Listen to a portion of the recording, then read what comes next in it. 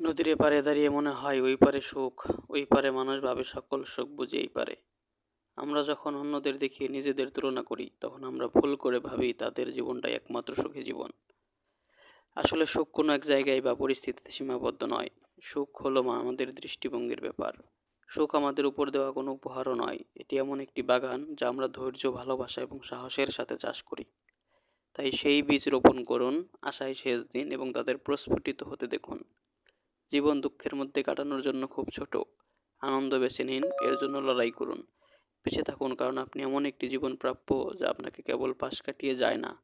আপনি এমন একটি জীবন প্রাপ্য যা আপনার হৃদয়কে গান গাইতে বাধ্য করে। অন্যের সুখ দেখে কখনো ঈর্ষান্বিত হবেন না।